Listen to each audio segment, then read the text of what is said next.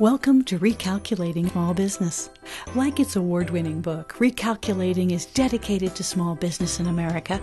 Your hosts are Don Mazzella and Dan Perkins.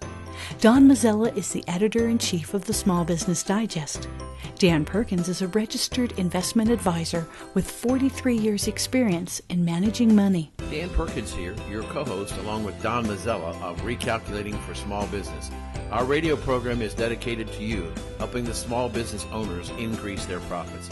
We draw our name from Recalculating, voted the best small business book of 2017 by the Independent Press. In this book, it features ways to grow your small business. Now, here's Don Mazzella. I'm Don Mazzella. The program is Recalculating. We have an exciting guest, someone who's been with us before, but we're always glad to have back. Stuart Robertson is president, Capital One Advisors, and he's here. He's got another interesting topic. So without further ado, Stu, welcome to the program. Hey, thank you, Don. Much appreciated. Stu, let me interrupt and say for our audience, tell us a little bit about your background, a little bit about your company, and then a little bit about what we're going to talk about today. That sounds great. So I've been part of this company here, which is now Capital One Advisors, and which is part of Capital One, which I think everyone's pretty familiar with.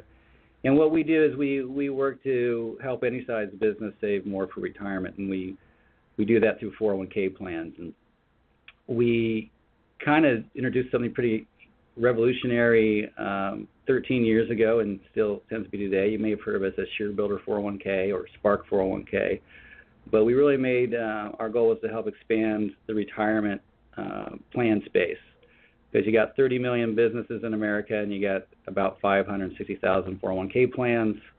You throw in SEPs and Simples, maybe you're at 750, but you basically see a large group of small businesses without any retirement benefits. And we're really here to help people lead them to saving. Been doing this the last 13 years with a strong background in product and operations and investments. So that's kind of my background. And to give folks a little idea of how we helped take the cost out of 401k plans so any size business can afford it, we basically sell direct. So we don't have any pass-through fees. And a lot of times in your investments, you'll see investment expenses of 1-2%, and a lot of that, part of that anyway, is going back to pay different providers ongoing. And we don't do that. We only use the index funds. And index funds tend to be lower expense than your actively managed mutual fund out there.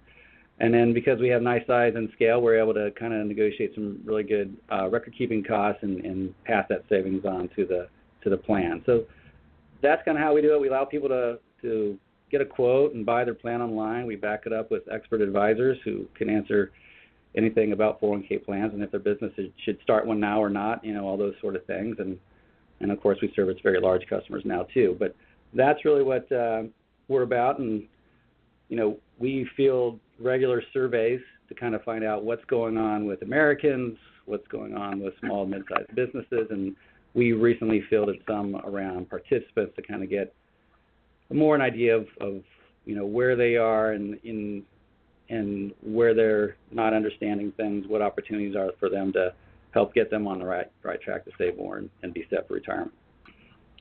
Well, okay. Your website, before we go any further, your website? Yep, so you can go to spark401k.com, and that'll get you, if you're a small business, that's the place to go. If you're a little larger business, go over to sharebuilder401k.com, say over 100 employees, and they're pretty much the same offering, to be honest with you. There's the ShareBuilder 401k really has some more dedicated things when it comes to managing larger groups of employees. But in that, they're very similar in what they do. Okay, so now we've got a lot of surveys, a lot of to talk about. But I'm going to hit you with a question first, if you don't mind, Stu, because sure. it came across my desk, a client recently, and it shocked me that is less than 13% of business owners had their own retirement plan. This was a survey done by, frankly, one of your competitors. And I was wondering if that number seems right for you, and if you know why that's happening. Yeah, so I would say that is in the range. When we take, census data on number of businesses in America, and we take penetration of plans, the number is actually a little bit lower than that. If you take out self-employed companies, you're closer to that number. And many people may not even know that if you're self-employed, you can actually have a 401k benefit or even a SEP IRA. Either offering would be good to service them. So no, that's not surprising. And what you do see is as the number of employees increase, the greater the penetration of retirement benefits are. So when you get over 500 employees, you start getting more towards that 85-90% of those companies have a retirement plan. But under 100, under 25, you see it just drop off dramatically. So some of the reasons that we see in our research and talking to our advisor and research teams that we kind of check back versus what people say and what do we hear on the phones and face-to-face. But the number one reason we hear is that my business isn't large enough. A lot of people talk about the cost and complexity that a 401k plan can bring, but with so much integration and automation these days, they're not the hardest things to run. But we still hear this as the number one reason. And like I mentioned, you can be a self-employed, sole proprietor and offer a plan. You can have one employee and offer a plan. You can have thousands. So it doesn't matter your size. You can have a retirement plan. So we have those sort of myths out there. Oh, I think that's it. Most people think that the plan is for larger employer groups, and they don't realize how effective it can be.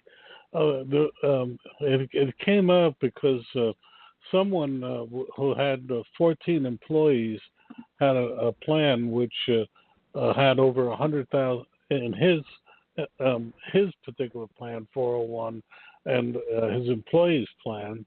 There was a lot of money involved, and he had actually taken the out of his 401k during a slack period. He actually taken money out and invested it in his own company, and then was putting the money back, which I think you have 90 days to do it or some such time, and he was explaining to this rapt audience of people how it in effect became his piggy bank to keep his company going. There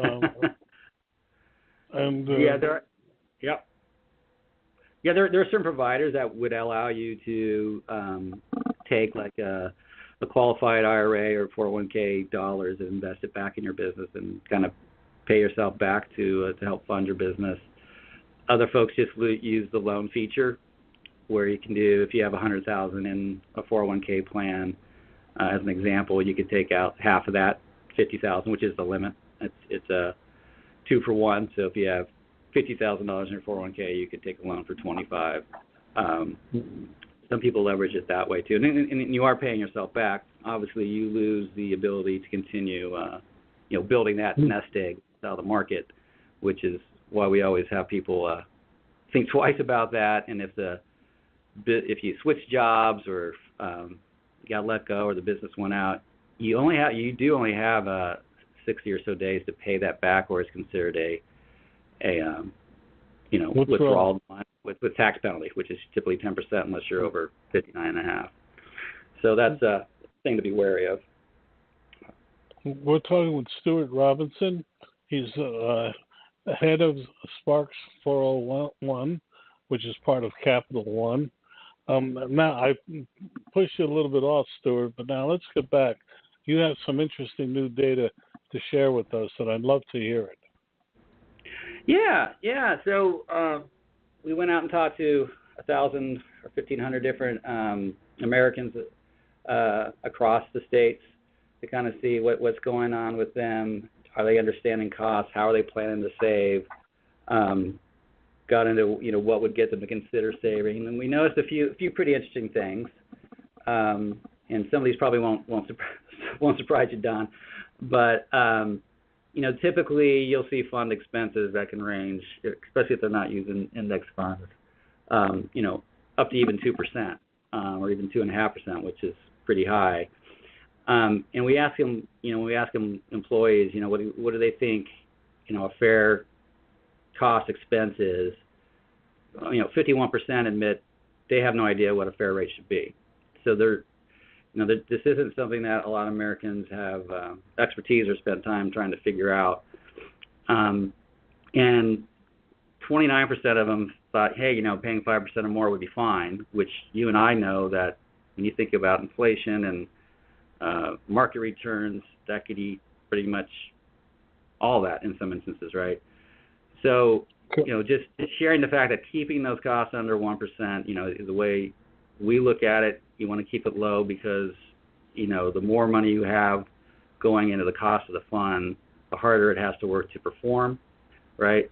So, and it's also the more money you keep in the markets, the less you pay. So that's a belief we really advocate for, is let folks know, hey man, just keep it under 1%, look at your fund expenses, any investment management charge, and add it up. And if you're ever one, think about what you can do to bring it down.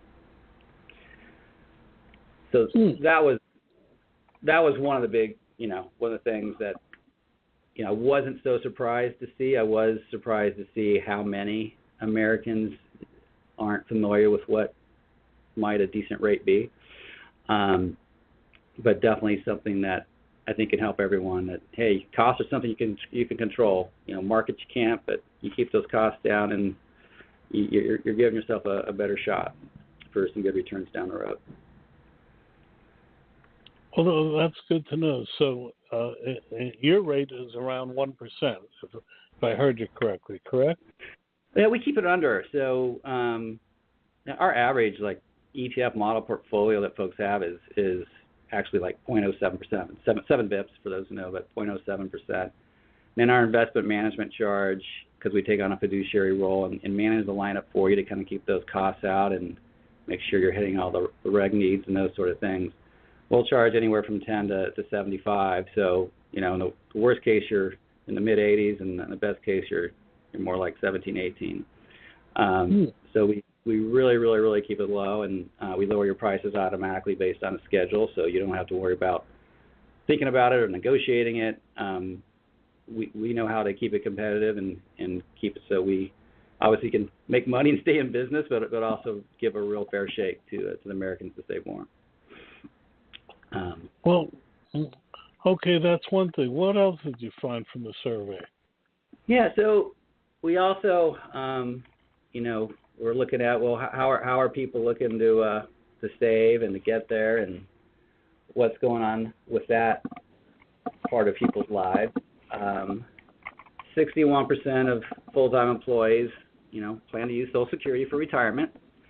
I think folks know that something probably has to be rejiggered or figured out in the next 10, 12 years for that to really work for a lot of Americans, and that it's not designed to be your primary source.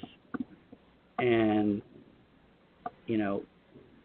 that's kind of the concerning part, right? We see 46% of the employees age 18 to 29, so it's millennial type folks. They're still planning to use Social Security. When you look at those not participating in a 401k, 39% of those full-time employees, Social Security is their planned primary source for retirement. You look at millennials, 27% of them say it's their primary source, and 50% of those who are older than that. So it's pretty, that can be a little unnerving, just to be fully reliant there on the government Social Security program. So obviously we're trying to help advocate folks to get involved, and whether it's in an IRA or obviously they have access to a 401k plan, get access and start leveraging it. But if not, you need to be thinking about what are some other ways you might be able to start saving to some degree and take some of that pressure off yourself and your family. Well, let me ask you this question: are people working longer now because they have to, or are they working longer because they want to lead more? They think they'll be more productive. That's a great question, and I don't fully know the answer to it. It's not something we got at that directly in this research. We do see that there are folks who are not planning to retire, and that's either because our hypotheses are, that's either because they haven't saved or they really enjoy what they're doing. It's probably a bit of a mix there, but that is definitely something we're seeing, is that some folks yeah, you know what, I'm not going to retire because it's not going to play out for me, or I love what I do and I hope it works, forever. But those are things we're seeing. I think people are tending to work longer these days, and that can help you get to a nest egg you're looking for to live the way you want to in retirement. We're talking with Stuart Robertson of Sparks. Am I pronouncing it right? Sparks 401? Spark 401k. Yeah. You got it. You got it. Always enjoy, because retirement. I was once told retirement is doing what you want to do, not what you have to do. Yes. And it's I'm going to breakfast tomorrow with someone who is starting his third retirement career, and he just amazed me. He's 87 years old, and he's starting a new business. I think God bless him. I'm hoping I can get out of the chair at 87. Yeah. But Stuart, let me. If you open the paper, it says that and bonds no longer provide growth. The stock market, everybody expects to explode. There's no good investments. What do you do to build investment for your clients? Yeah, so obviously the employees can choose from the list we provide, and the way our lineup is structured is a lot of participants. Probably the most common questions we get from participants is how much should I be saving? How much should I be putting in? And then what do I select? Because you're right. What is your risk tolerance? What is, are you comfortable with markets going up and down? How do you get caught up? What are the things? What's your time horizon? So we have these 5 model portfolios, which I would say most select, and they are basically built to be something that's stable. So it's really just preserving the cash. Usually meant for someone who's about to retire because they're going to be accessing that money soon. And then we go from there to conservative, moderate, balanced, and up to, or balanced, moderate, and up to aggressive. And often a younger person might be in the aggressive, where it's really 100% equities or stock funds, ETF stock funds. And that person has to be really comfortable with big swings in the markets, like we've seen over the last 6 weeks, really, both up and down, but more down lately. And be comfortable that, hey, I'm gonna leave it there, and know that with each paycheck, as I'm treating that 401k plan, I'm actually buying low. I'm buying more shares in that stock or that fund. And, I have confidence. So if history's proven in, anything, which maybe it hasn't, because there's no guarantees, but if markets do continue to rise over time, over the long run, I just bought those shares for less, and they'll give me more of a boost down the road. Versus when stock markets are high, your amount you're putting in each paycheck is actually buying you a little fewer shares. So those are things we try to educate folks on and get them in there. But if you are a little more sophisticated and you know what you're doing, we have some, a nice breadth of both fixed income and specialty funds that can really be helpful for people. For example, we even have, which would be very valuable back in the Great Recession, like one of the few asset categories or investment categories that folks that actually performed during that period was gold. So, we have access to the commodities precious metals fund through iShares, right? So that could be something for someone who, knows what they're doing. We have access to commodities, emerging markets, REITs, and those sort of things. On the fixed income side, we have inflation-protected securities with the Vanguard Fund. We have world bond funds. We have emerging market bond funds. So we have a lot of different ways beyond, I think everyone, typically in a 401k plan, you tend to see a decent array of stock or equity funds from large, small, mid, socially responsible. We have obviously all of those things, but, it really has the flexibility to help you manage through different economic cycles as well as, kind of meet what your objectives are as an investor. But Stuart, the question that came up over the weekend with me was, what happens if we have hyperinflation? I mean, we've been threatened by it for the last 6 years. It hasn't occurred. We're now down in the 2-3% range. So how does your plans or any plans like that protect a 401k against hyperinflation? Yeah, I mean, probably the biggest play is looking at the inflation-protected bonds, and that allocation within the mix likely be something that you'd want to expand dramatically in a hyper volatile market to help protect against that risk. There's never any 100% guarantee, but there's also money market and cash access as well. So there are different asset classes to help people navigate. It's not going to guarantee, everything's going to turn out great, but it is going to give you some real abilities to make some smart adjustments.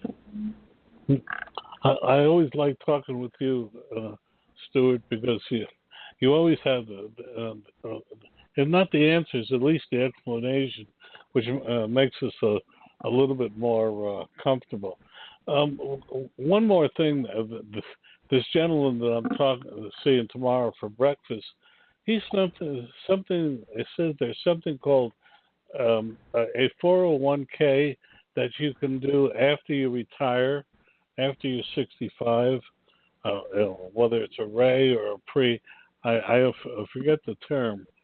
So that you can do a second a 401k after you retire, and if you're self-employed, etc. Are you familiar with that at all?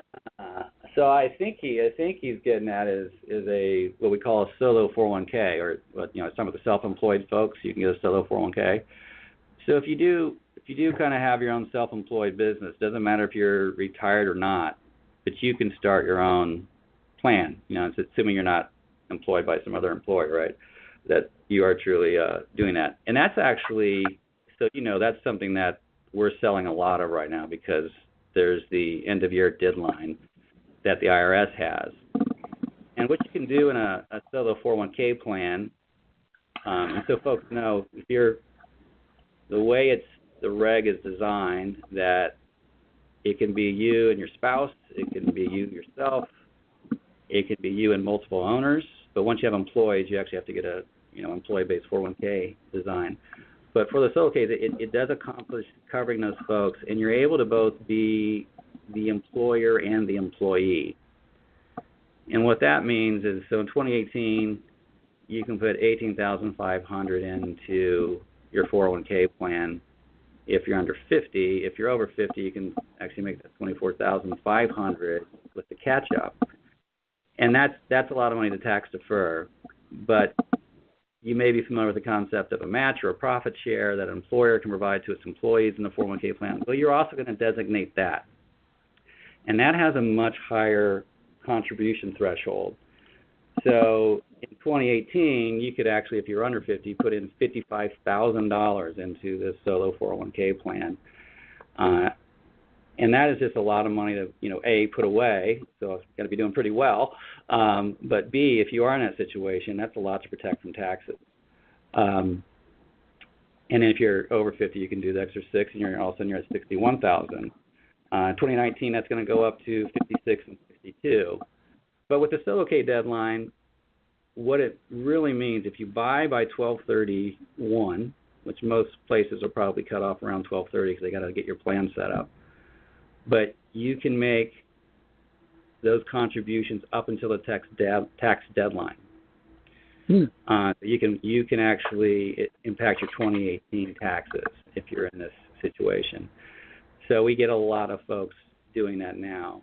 We actually get a lot buying this week because some of them want it set up.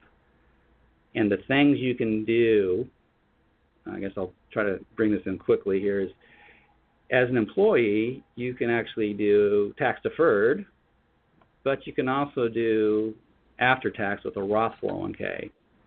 As an employer, it always has to be tax deferred. So if they start now, get it set up, they could put in 18.5 into the Roth 401k feature, which is after tax, and so it won't get taxed again, right? And it doesn't have any earnings restrictions unlike a Roth IRA. So no matter, if you're a high earner, this is a way for you to get access to that. So those two things are kind of what drives a lot of activity in that space for those who are in the know. So if your friend is retired but still doing some work, has a business, starting up a solo 401k plan can be super, super valuable. But at the same time, if you're in the gig economy and you're 32 years old and it's just you or you and another owner, it's a great thing to start and manage those monies. It's also generally protected from creditors, so it's a pretty cool thing to leverage. Well, Stu, we can go on and on, but unfortunately, we've run out of time. Your website again for our audience, and please. Spark 401k, SPARK 401k.com. We're always happy to help you out, answer your questions. Well, always glad to have you on the show. And a link to that website will be on recalculating.biz tonight, where you can hear this and every other past and future program. Stuart Robertson, thank you so much for being with us. And I'm sure we're going to do it again. Looking forward to it, Don. Much appreciated. And happy holidays to you. Dan Perkins here with your Recalculating.biz small business tip of the day. So you're thinking about starting a new business. How much money will you need? Sometimes starting a small business can be overwhelming. Can you afford to start your business? Do you even know how much money it will take? So here's your Recalculating small business tip of the day. Before you start your business, you need to figure out what it will cost you to run your household. How much money will you need to pay your current expenses? If you don't have a formal budget, then start one. Look in your checkbook for the last 2 years and see how much you spent. But just as important, where did you spend it? Next, see what can go. Can you reduce your out-of-pocket expense? I suggest to startups that they have at least 9 months worth of living expenses in the bank or brokerage account. Knowing you've got the money to live is one less thing to worry about. This has been your Recalculating Small Business Tip of the Day. I'm Dan Perkins. Want to know more about health savings accounts for your company or yourself? Go to 2hsa.com and get a free employer's primer. Health savings accounts are a cost-effective way of offering health care benefits to your employees and yourself. HSAs build retirement funds for your employees, improve morale, and reduce your health care benefit cost. For a free employer guide to HSAs, go to 2hsa.com. That's 2hsa.com. Dan Perkins here from Recalculating.biz with your featured book. I want to tell you about a recent interview I had with Bob Bethel, a turnaround specialist with lots of success in small business. Bob's new book is Strengthen Your Business, Fail-Proof Strategies for Small Business. He tells us of his life successes and failures that have made him and his clients so successful. Over the years, Bob has brought 77 companies back from the brink and changed them into thriving, profitable businesses. His energy is amazing, and at 74, he proves that you can still have a great deal to give others if you just try. His suggestions are easy to understand and very helpful. One insight struck me was that most companies do not have a plan. The old Chinese proverb says, "If you don't know where you're going, then any road will take you there," is true today. Bob Bethel Bethel's book, Strengthen Your Business, can be found at Amazon.com or can be ordered at your local bookstore. This has been Dan Perkins with your Recalculating.biz featured book. This is Don Mazzella. The program is Recalculating.biz, and the guest today is Marissa Costonis. She's an exciting guest, and I look forward to asking her the following questions. Marissa, a little bit about your personal background, your company, and your website. Absolutely. Well, Don, thank you so much for having me. I just want to thank you for allowing me to tell my story and a little bit about my company. My background is actually in corporate change management consulting.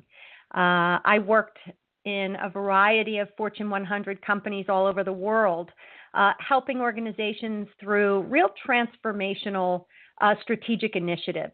And my job was to help the employees through the change and guide the leadership through the change so that the benefits could be realized. And it was a wonderful, wonderful experience. But after well over 10 years of working with Accenture doing that, I decided to follow my passion a little bit in health and wellness. And while you might think the two have nothing to do with each other, they ended up intersecting really quite nicely. I found that my approach to helping others change their eating habits and their health was very similar to helping an organization through a major change. And so I decided to, instead of focusing on the what to eat, my focus in my company, Change Bites, is to really come up with a methodology, if you will, for how to change, because it's not really, we all pretty much know what kinds of foods we need to eat, but nobody has really looked at a comprehensive approach for how to change. And so I found that using a business mindset to do that ended up to be a really effective approach. I ended up using it on myself, and now I use it with my clients. And then I put it into a new book that just came out called Change Bites. Okay, that's a start. And your website? My website is www.changebites.com. And I'm also on Instagram and Facebook as well. Marissa, this is radio. Spell out your website. Absolutely. It's www.change, CHANGE,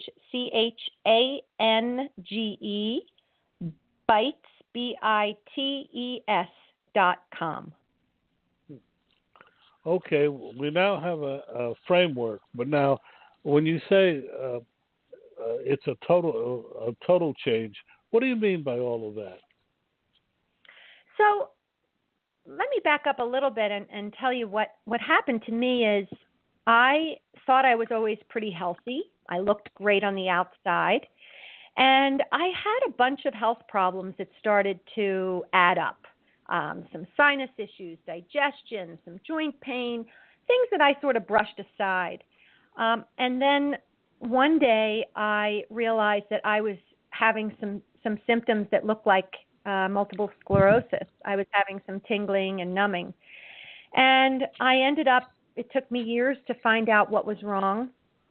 And I sat in a doctor's office, and he finally had an answer. But it wasn't the answer I was hoping for. He said, you need to change your diet 100%. You need to give up gluten, dairy, processed foods, sugar, grains. I thought to myself, are you kidding? I was just paralyzed. And I left the office in tears. I thought I would be excited to have some answers for my condition. And what I ended up was just paralyzed with fear about how do I go about changing my diet and improving my health. So I went back to my business methodology around change. And your question is kind of what's the big picture? I wondered if I could use the same process for change that I used with business and apply it to health. And let me give you an example of that.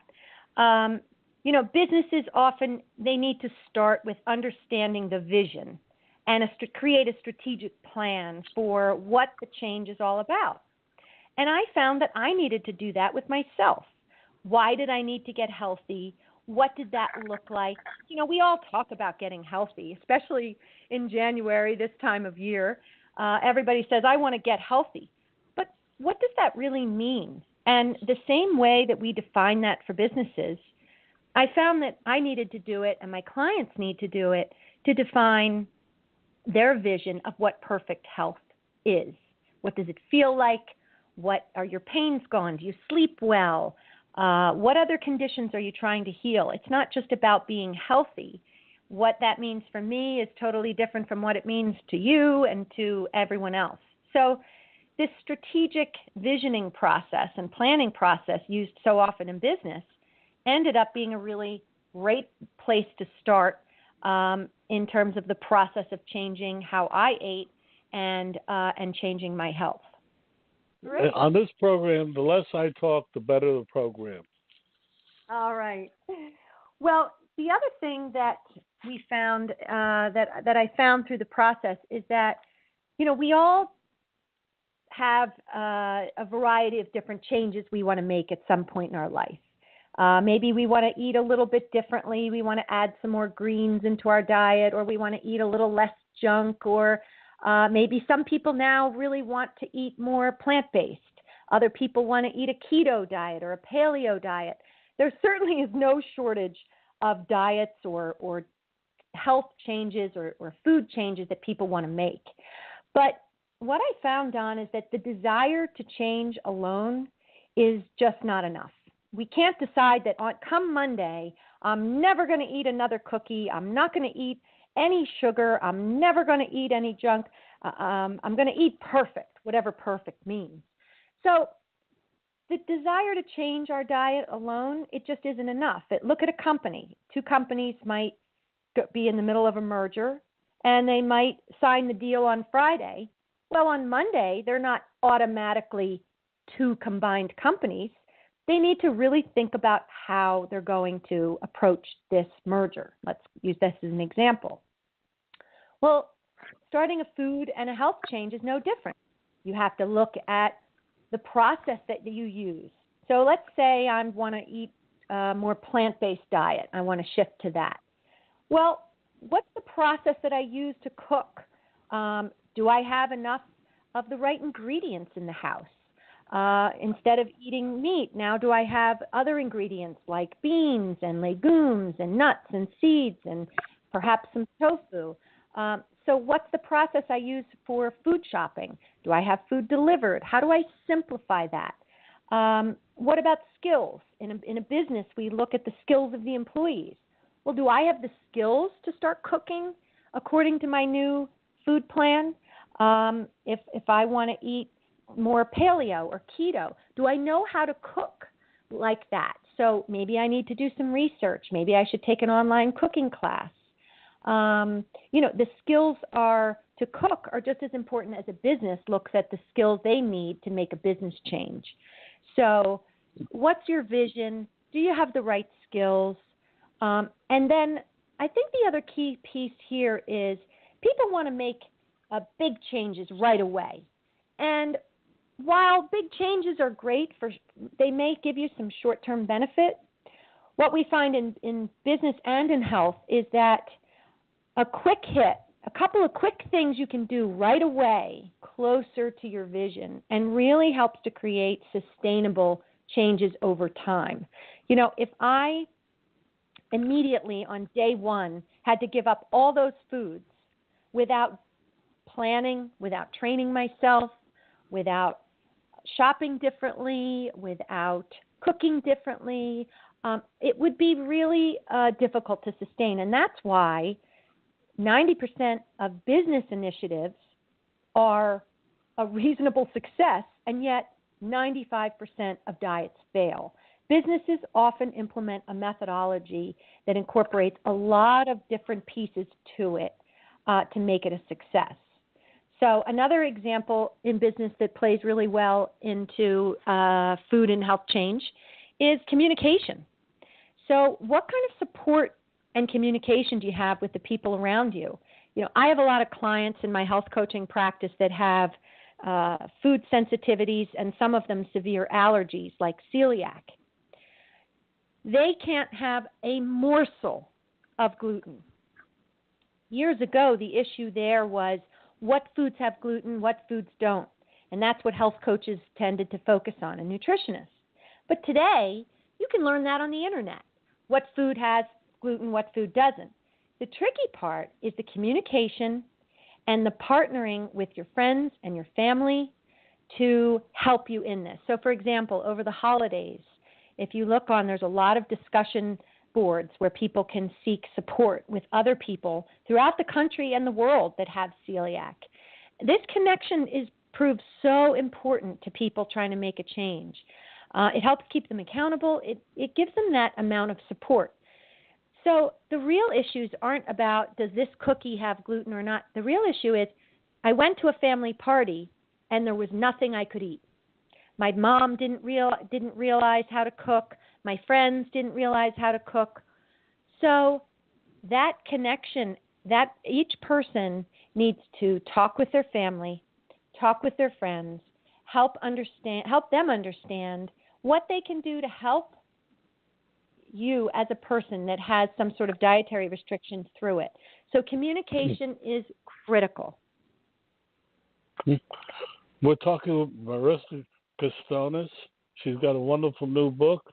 Marissa, the title again and the website? Absolutely. It's Change Bites, 5 Change Management Strategies to Transform Your Health.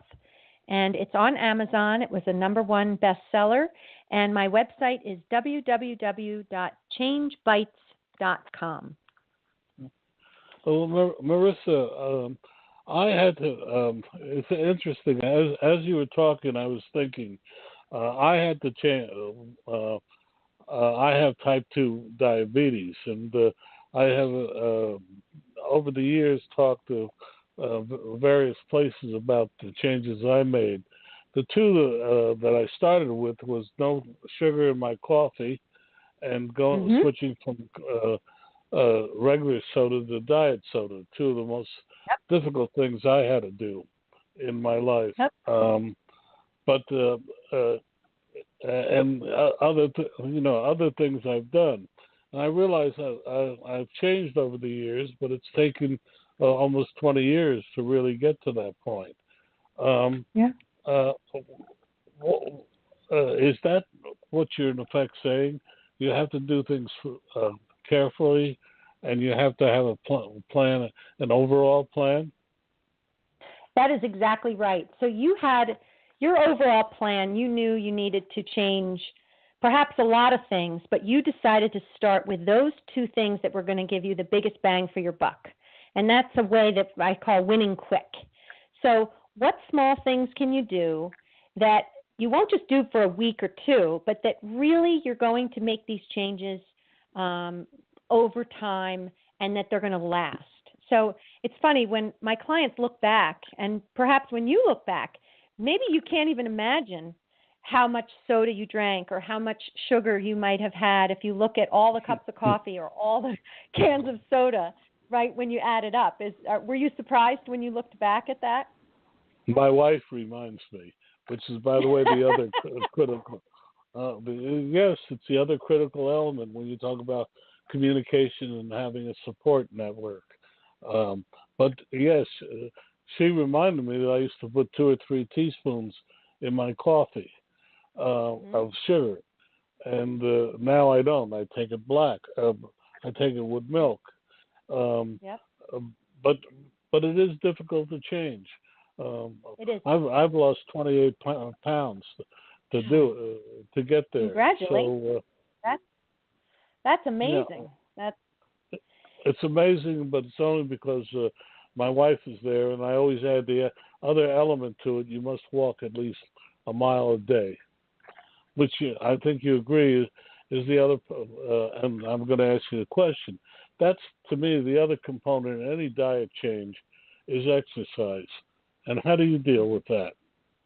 So I'm glad you asked that, because one of the things I find, and one of the things that I wrote about, was looking to change your exercise in a positive way, but also there are some people that have been doing the same exercise and it might not be right for them anymore. And they need to change it as well. So giving ourselves a bit of a break. And let me give you an example of that. I have clients who have been running 5 to 10 miles several times a week, and that worked for them. And some people say, well, starting Monday, I've never ran, but I'm going to start running 5 miles on Monday.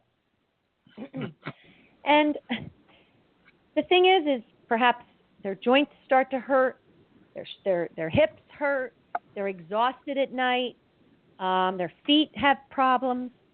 And while 5 miles might be great for one person, it's not great for everybody. So I think what you gave a great example of is what works for you. You know, what's something that's manageable within your day and within your life and within your body's realm of what feels good, right? Exercise, you shouldn't finish exercise and feel terrible. You know, you shouldn't be ready for a nap an hour later and then you can't function the rest of the day. So for everybody, just as each of our diets are very different, our exercise routines need to be very different. And that's what I work with my clients around, is to say, not what do you think you should be doing, but what feels right to your body and challenges it enough, but yet still is kind to your body. Because it's no use if you decided to start jogging tomorrow and you caused a bunch of problems to your bones and your joints. I don't think that's really worth it in the end. So I think that's my biggest message, is to really ask people, no matter where they are in their exercise routine, is it working for them? Do they need to ease up? And then how? And if not, if they aren't exercising, what small things can they do to incrementally work up to a bit of exercise where they're moving their body, they're getting some good fresh air, and they're getting their heart pumping without causing any other damage. So there's a fine line, and everyone's unique in what they need. Well, I'm going to tell you that there was an old trio group called the Limelighters, and during their show, they had one song, and they began it by saying, "You can clean mind, clean body, take your choice."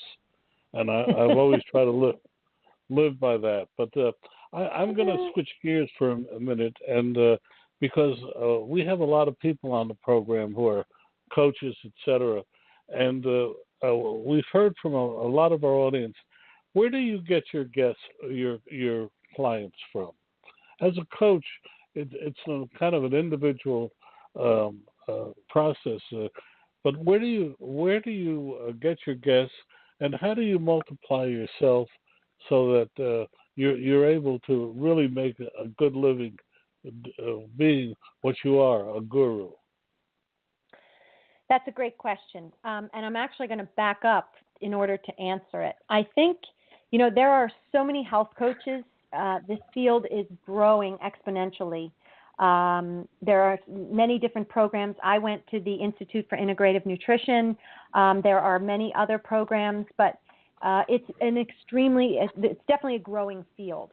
And one of the biggest suggestions I would say to any health coach or anyone interested in health and wellness is to really find their niche.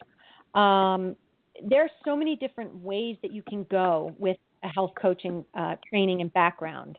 And what I would say is for each person to really think about what is in their past experience, either from a business perspective and past career, or personally, what health challenges have they faced individually that could help them develop a niche for their health coaching practice.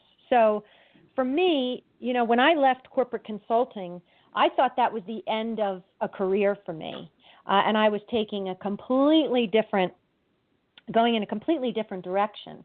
But what I found is that there were so many synergies between corporate consulting and health coaching. And it was just a matter of me going back and looking at where were the synergies and how could I use my past experience to help me with my current career in health coaching.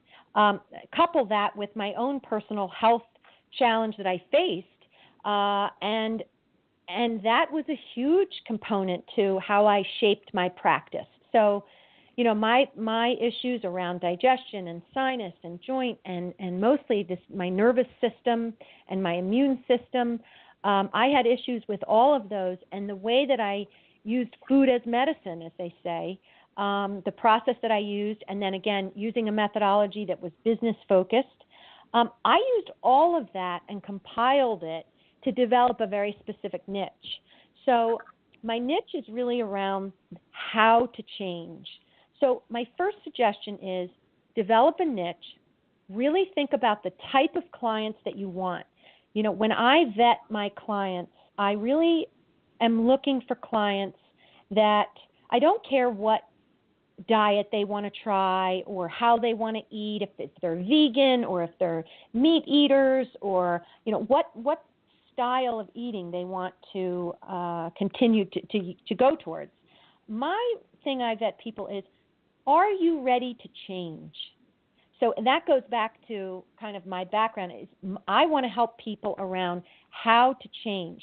I also consult clients not to really look solely at the weight as a reason to change. The weight is often a byproduct. The real reason people want to change is not losing the weight, but what does losing the weight allow you to do? So what pain does it get rid of? Does it allow you to sleep better? Does it allow you to take a nice long walk with your spouse? Does it allow you to play sports with your kids? Does it allow you to, go to the beach or take a hike? There are so many things that you can do with better health. So I also, when I vet clients, look at it's not just the weight per se, and are they interested in making a long-lasting change, not a quick fix? So the reason I'm going through this is because as I think about what I bring that's different and develop a niche, then vetting clients to make sure that they are aligned with your vision for your practice and what you're really good at, then you go out to target clients that meet that.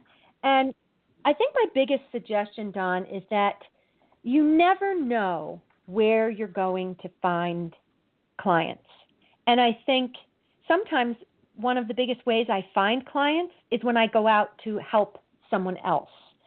So, for example, I might want to meet up with a local gym to see if I could do a book signing, or I might want to meet up with a local functional medicine practice to say, hey, I'd like to do a speech or a talk about the change process.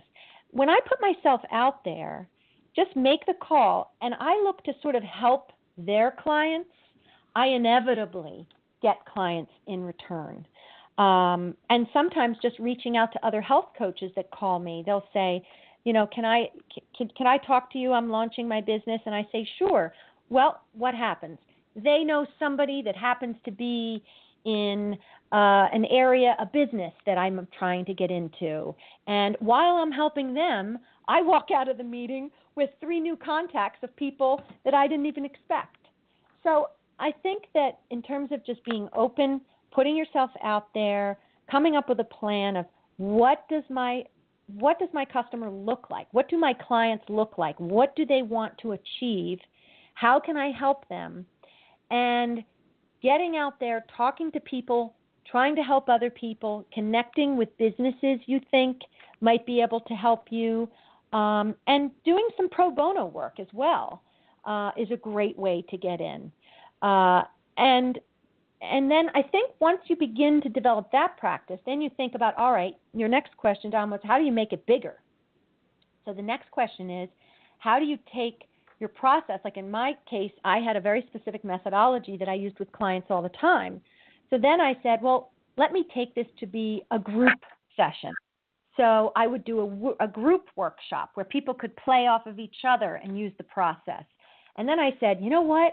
I need to write a book and package this process so that everybody can use it. And it ended up being great because I would tell a client to read the book before we met, and then we would just be able to make so much progress from there.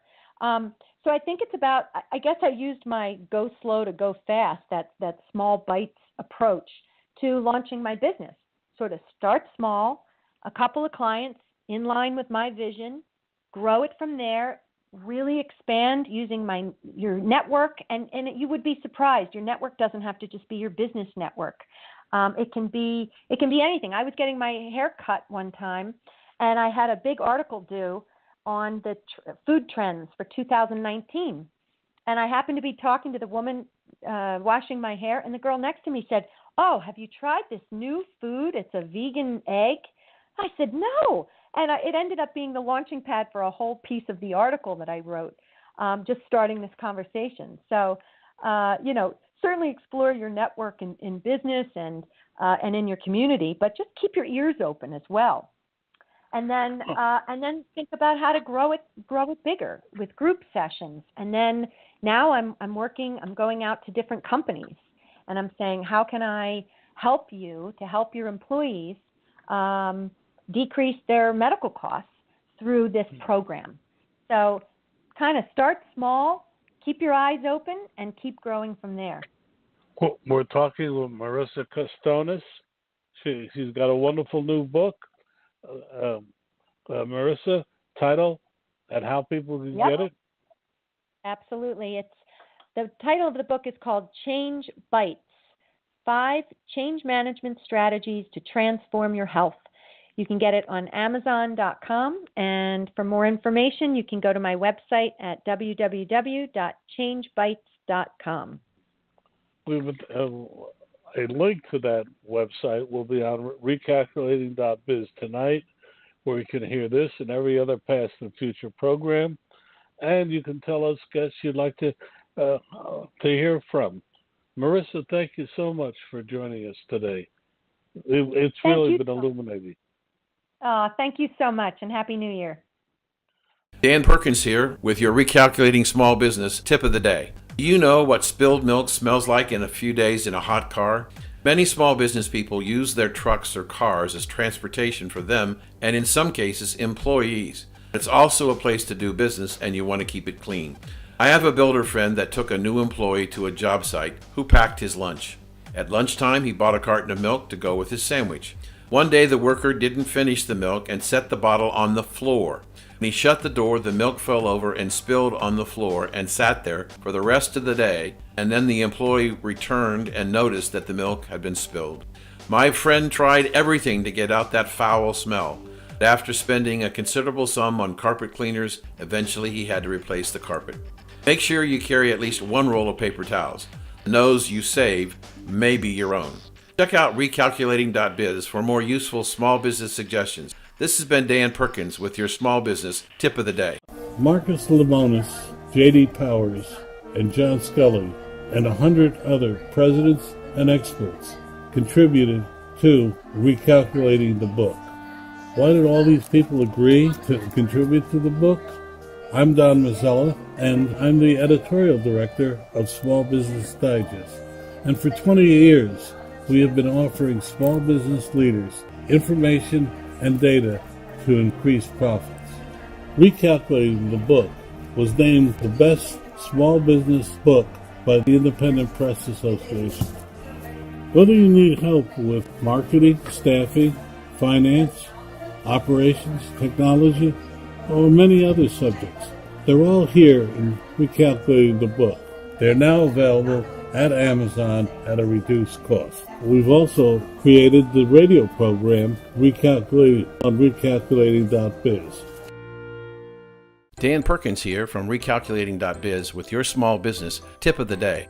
Small business funding is easier these days thanks to a new breed of lender called fintech lenders. These internet-based lenders cut the time between applying for funds and getting the funds to just hours instead of months. They also make it easier to repay your loans, but their costs might be a little higher for their service. The next time you need dollars for your small business, try them. You might like the change. I'm Dan Perkins for Recalculating.biz and your small business tip of the day. Thank you for joining us on Recalculating. We hope the information you received on today's episode was helpful to you in starting and growing your business. Please go to our website, recalculating.biz, to contact us, to listen to past shows, and see special offers. Until next time, remember, if you grow, we grow. Join us next week for more helpful ideas to make your business a great success. Recalculating, a program designed to help you be successful.